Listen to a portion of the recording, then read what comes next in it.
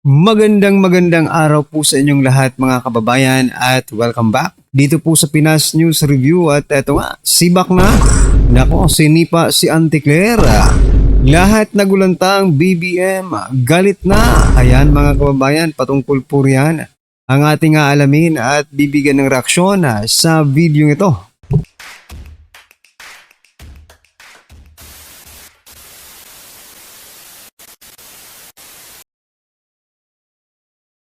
So yan mga karibin natin, pasadahan muna natin itong si Auntie Claire mga kababayan. Pero bago po natin simulan yan, sa mga hindi pa po nakapag-subscribe sa ating munting channel ay pa-subscribe naman po mga kababayan. Ayan, at maraming salamat. At eto nga si Auntie Claire mga kababayan, no? Gusto ng regalo. Aba, Castro handang makipag-usap kay Representative Libeste sa labas ng korte. Oh, handa raw siya maging makipag-usap kay Congressman Libeste sa labas po ng korte. Ibig sabihin, makikipag-areglo ba itong si Yusek Claire Castro? Akala ko ba matapang po siya? Kasi sa isang post niya ito, mga kabayan, ito po yung unang post niya, ito. Then, ito naman yung pangalawa, mga kabayan, no? Sabi po dito, kung sino ang tatayong abogado. Aba, ang sagot po ni Castro, ako po ang tatayo para sa sarili ko. Aba, ikaw palang tatayo para sa sarili mo. Bakit kailangan mo pang makipag-usap? Kay Congressman Libeste sa labas ng korte. Diba? Ibig bang sabihin nito mga kaubayan, no? Si Castro talagang mahilig sa areglo. Diba? Castro, talaga bang mahilig ka sa areglo? Nako po, ang sabi po ng ating mga kababayan, ilang malita kaya ang dapat? Kaya mo, Claire? Aba.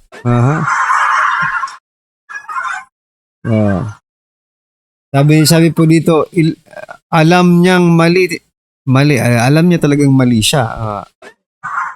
Wag po, tuloy mo yan. Oo nga, tuluyan mo yan, Congressman Libeste, wag kang makipag-usap dyan. No deal for areglo. Tuloy ang laban kung Leandro Libeste, mabuhay. Ayan. Samantala sa post naman ito, sabi po dito, no lawyer will accept your case. File it in the Katarungang Pambarangay instead. Sana ipanalo mo yan dahil pag nagkamali ka, hindi na mikropono hahawakan mo kung di rehas na. Aba.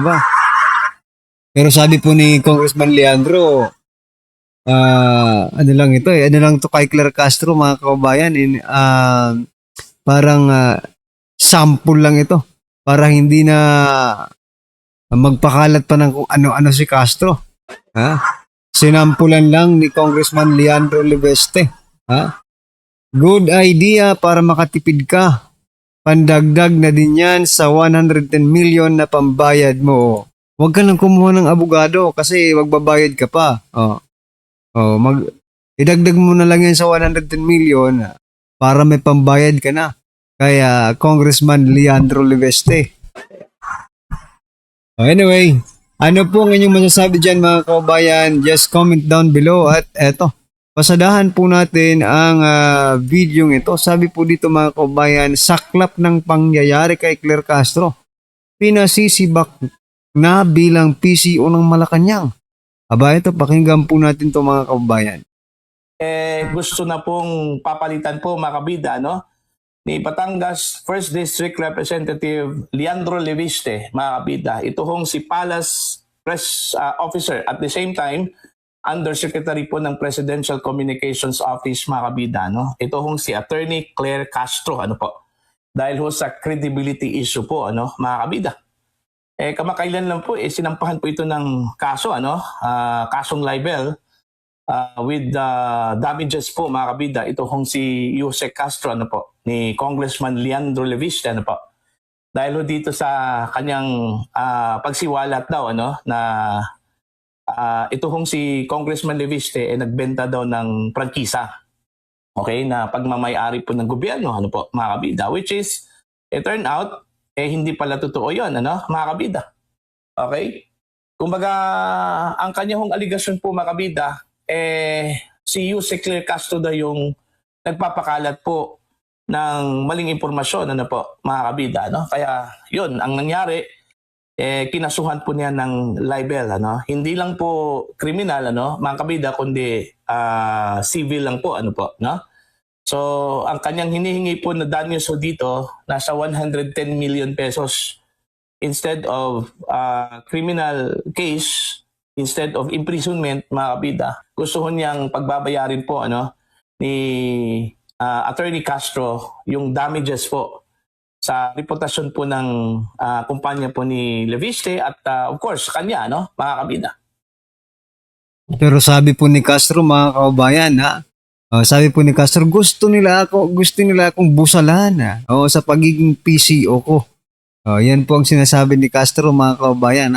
Gusto siyang busalan sa pagiging PCO. At sinasabi niya pa, sino kaya ang nasa likod nito? Aba?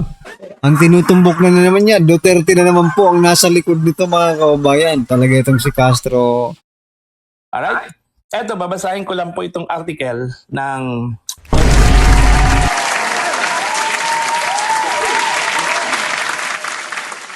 okay? Nananawagan si Batangas 1st District Representative Leandro Leviste na palitan na si Jose Claire Castro bilang tagapagsalita ng palasyo kung tunay umanong layunin ng administrasyon na mabawi ang tiwala ng taong bayan. Ayon kay Leviste, lalong nararapat ang pagpapalit dahil may kinakaharap umanong kaso si Castro, bagay na anyay nakakaapekto sa kredibilidad ng pamahalaan sa publiko. Gayunman, iginiit ng mambabatas na kung ang layunin naman ng ilan ay lalo pang pababain ang approval rating ng administrasyon, dapat na lamang umanong pasalamatan si Jose Claire Castro na nagsisilbing spokesperson ng kasalukuyang administrasyon. Ayan. So parang lumabas po dito, mga kabida, no? Kung hindi ho tatanggalin ni Marcos, mga kabida, ito hong si Jose Claire, mas lalo hong bumagsak yung trust ratings ng administrasyon at maging kay Pangulong Ferdinand Bongbong Marcos, ano? Mga kabida. Okay? Na ang tanong ko po dito, ano po ang connection doon ho sa kaso na isinampa po ni Congressman Leandro Leviste dito ho kay Claire Castro bilang spokesperson po ng Malacanang. Okay? Yun yung tanong po, mga kabida. Okay, sa aking palagay po, may connection yan. Kasi po, unang-una po, yung inakusa po, mga kabida, ni Congressman Leandro Leviste po kay Jose Castro ay patungkol ho sa fake news. Alright? Maling impormasyon, mga kabida, patungkol ho sa prangkisa na sinasabi daw ni Jose Castro at ipinagkakalat daw ni Jose Castro na ibinenta daw ni Congressman Leandro Leviste. Which is, it turned out na hindi pala totoo yun. In fact, nakuryente nga, mga kabida, ito hong si Ombudsman Boying Rimulya, na siyang nagsalita din, patungkol ho sa ibinentang prangkisa daw, ni Congressman Leviste. Kasi nga, mga kababayan, parang akala po kasi nila nasa momentum na sila. O sige, nasa momentum na tayo ng paninira dito kay Leviste. Tara, sabay-sabay tayo, atakihin po natin si Leviste, mga kababayan, Ayun siguro yung iniisip na hindi nila alam na sa likod pala noon ay may plano rin pala si Congressman Leviste. Hindi lang nagsasalita, na ganito pala ang nangyari, ganito pala ang totoong pangyayari. Ayan, sabi nga dito, nakuryente si Boying. Hindi lang si Boying, pati na rin itong pong si Jose Claire Castro, mga kababayan. Dahil kulang po sila sa research. Yan po ang sinasabi, kulang po ang administrasyong ito sa pagre-research. Kaya palaging nagpapalabas ng mga kung ano-anong hindi totoong impormasyon. Okay? Pero nung nagsalita po, mga kabida, ang Meralco, okay, yung nakabili po ng controlling shares ni Congressman Leviste, hindi pala yung kumpanya ni Leviste na meron pong prangkisa yung kanilang binili, kundi yung iba. ibang kumpanya po ni Leviste, ano po, mga kabida. Ano? So, lumabas na maling impormasyon yung ipinagkalat po, ano, mga kabida. I don't know kung sino po yung unang nagsalita po dito, ano, naglabas po sa media. Ito bang si Yusek Claire? Or ito hong si Ombudsman Boying Rimulya, mga kabida, ano po, no? Pero ang sinampahan po ng kaso, Ito nga ang problema sa ombudsman natin ngayon, mga kababayan. Sobrang napakadaldal, no? Nung mga nakaraan kasi, mga kababayan, hindi nga natin nakikita sa media ang mga ombudsman noong mga panahong ibang mga administrasyon pa, di ba? Lumalabas lang po ang ombudsman, mga kababayan, kapag nasa kanila yung kaso na, di ba? Hindi nila pinangungunahan yung kaso. As long as mayroon pong mag-file sa kanila ng kaso, doon pa lang po magsasalita. Pero ngayon, mga kababayan, wala pang kaso. Nagsasalita na si Rimulya. Napakadaldal po ng ombudsman natin ngayon. Hindi nga natin alam kung nasa DOJ pa ba ito or nasa ombudsman na ito. Di ba? Kasi halos araw-araw naman nagpapa-interview itong si Rimulya. Hindi natin alam kung pang ombudsman ba ito or kung pang politiko pa rin itong ginagawa ni Rimulya, mga kababayan. Kasi nagmumukha siyang politiko dito. Hindi po siya nagmumukhang ombudsman, nagmumukha po siyang politiko. okay, ni Congressman Leviste, ito hong si Yusek Claire Castro. Alright? Siguro sa kanya unang narinig, ano, ni Congressman Leviste, yung accusation po, mga kabida, na nagbenta daw siya ng franchise. Pero meron po akong nabasa, ano, isang article, okay, patungkol ho sa sagot po ni Yusek Claire. Alright? At sinabi po ni Yusek Claire, mga kabida, na hindi daw siyang nagpakalat po doon, ano? Hindi daw sa kanya nagmula yung issue po ng bentahan po ng prangkisa, kundi mismo kay Ombudsman Boying Rimulya, ano po. Okay? At meron din akong nabasa na nagsabi po si Yusek Claire, kaya daw siya ang kinasuhan dahil hindi niya kayang kasuhan si Boying Rimulya. Bakit? Dahil kaibigan daw ng kanyang ina.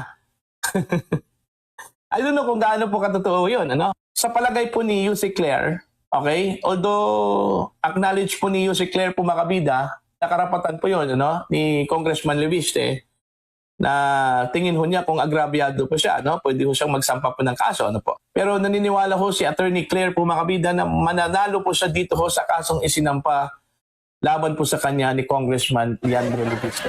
Pero po sa connection po, mga kabida, tungkol ho sa ng pagbaba ho sa trust rating ng Pangulo at ng kanyang administrasyon, at dito ho sa role po ni Yusek Castro bilang spokesperson po, ano, mga kabida. Para sa akin may kaugnayan po, may connection, ano? Bakit? Unang-una po, si Yusek Claire Castro po, mga kabida, ay tagapagsalita po ng Malacanang. Hindi po ng Pangulo, ano, mga kabida. Pero magre-reflect yung kanya hong mga sinasabi dun ho sa Pangulo. Sometimes kasi, Teka lang, sir. No, anong hindi tagapagsalita ng Pangulo? Si Yusek Claire Castro, tagapagsalita na rin po yan ng Pangulo. Kung ano man ang sasabihin niya, it is in behalf of the President. Malacanang means President po, mga kababayan. Kaya wag po nating lituhin ang taong bayan dito. Si Yusek Claire Castro po nagsasalita in behalf of the President, no? Hindi in behalf of the Malacanang. Ganon din yun eh. Sino ba ang namumuno sa Malacanang? Si Presidente. Baka may alam po kayong ibang iba, nire-representa ni Yusek Claire Castro, sabihin nyo na, sir. Kasi yun pong alam namin eh.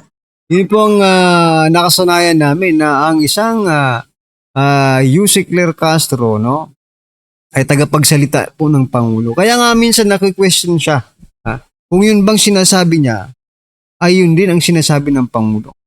Di ba, mga kabayan?